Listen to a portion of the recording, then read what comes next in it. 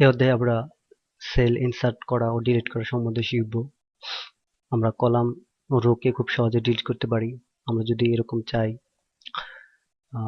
যে আমরা সেলকে ইনসার্ট করব এবং ডিলিট করব, আমরা দেখেছি যে আমরা এইভাবে রাইট বাটন ক্লিক করে আমরা পুরো একটি কলাম আনতে পারি এবং ডিলিট করতে পারি। একইভাবে আমরা সম্পূর্ণ একটা রো ইনসার্ট করতে পারি এবং ডিলিট করে দিতে পারি। কিন্তু আমরা যদি চাই যে সেল ইনসার্ট করতে বা ডিলিট করতে, তাহলে সেটা করতে পারি।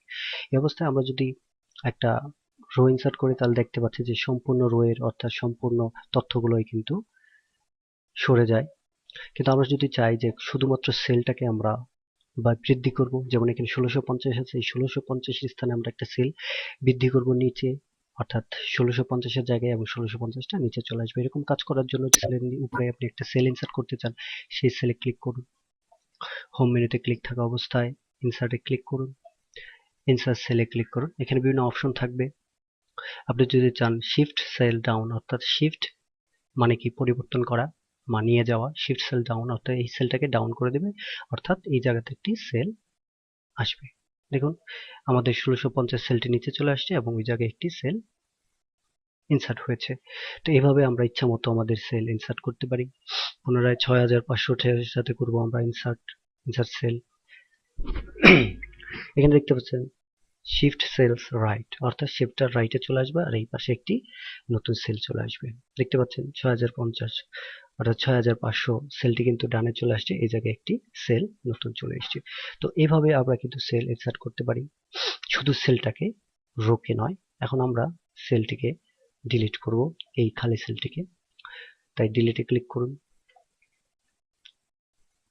অর্থাৎ ডিলিটের তীর চিহ্নে ক্লিক করতে হবে, ডিলিট সেলে ক্লিক করুন, শিফট সেল আপ, আপ যদি দেই তাহলে কিন্তু আমাদের এটা ডিলিট হয়ে যাবে, নিচেরটা উপরে চলে যাবে। কিন্তু আমরা আগে প্রথমে এটাকে করব 6500টাকে, তাই শিফট সেল লেফট ক্লিক করে আমরা ওকে দেব। ফলে দেখতে পাচ্ছেন এখানে খালি এটা ডিলিট হয়ে গেছে এবং 6050টি কিন্তু আমাদের আগের ঘরে চলে এসেছে। এখন আবার এই খালি ঘরটাকে ডিলিট করে দেব, তাই খালি ঘরে ক্লিক করুন, খালি সেলটাকে ক্লিক করুন, ডিলিটে তীর চিহ্নে ক্লিক করুন, ডিলিট সেলে দিন, এখানে শিফট সেল আপ সিলেক্ট করে ওকে ক্লিক করুন। পরে দেখতে পাচ্ছেন আমাদের ওই সেলটা ডিলিট হয়ে গেছে। তো এইভাবে আমরা কিন্তু আমাদের সেল ইনসার্ট এবং ডিলিট করতে পারি। আমরা যদি কোনো কলাম ডিলিট করতে চাই, সেই কলামে আমরা এইভাবে সিলেক্ট না করে কাজ করতে পারি। সাপোজ আমরা B8 সেলে আছে, এখন আমরা ইনসার্ট করব। এখানে দেখতে পাচ্ছেন আমরা ইনসার্ট শিট রোজ বা কলামের মাধ্যমে আমরা ইনসার্ট করতে পারি। এখানে যদি আমরা ইনসার্ট সেলে দিই, তাহলে আমরা অপশন দেখব যে ইন্টার এন্টায়ার রো, যদি আমরা রো কে কাজ করি, আর যদি এন্টায়ার কলাম দিই তাহলে কিন্তু আমাদের নতুন আরেকটি কলাম আসবে।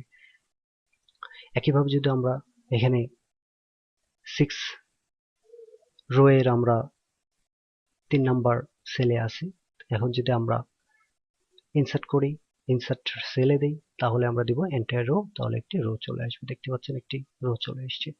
ডিলিট করার ক্ষেত্রে একইভাবে ডিলিট সেল, তখন আমরা এন্টায়ার রো দিলে আমাদের কিন্তু আমরা খালিটা করব, খালিটা খালি কলামে বা সেলে ক্লিক করলাম, রোতে ক্লিক করলাম, ডিলিটে দিলে ডিলিট এন্টায়ার রো, ডিলিট কলামে দিলে ডিলিট এন্টার কলাম।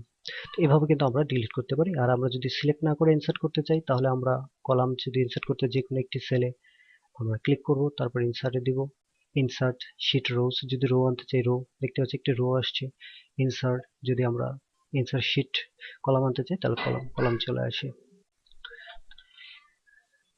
ডিলিট রোজ ক্লিক করার মাধ্যমে আমরা রোটা এখানে দেখতে পাবো, আমরা 5 নাম্বার না, এই রোটাকে আমি ডিলিট করে দেবো। সম্পূর্ণ রোটা এইভাবে সিলেক্ট না করে এভাবে ক্লিক করে ডিলিট, ডিলিট রোজ চলে গেছে। কলামটাকে আমরা ডিলিট করে দেবো, এই কলামটাকে, অর্থাৎ আমরা এইভাবে সিলেক্ট না করে একটাতে ক্লিক করে যদি করতে হয়, তাহলে আমাদেরকে যেতে হবে ডিলিট, আমাদেরকে যেতে হবে ডিলিট শিট কলামস। দেখতে পাচ্ছেন চলে গেছে। তো এইভাবেই আমরা কলাম এবং রো, সেল, ইনসার্ট, ডিলিট করতে পারি। ধন্যবাদ।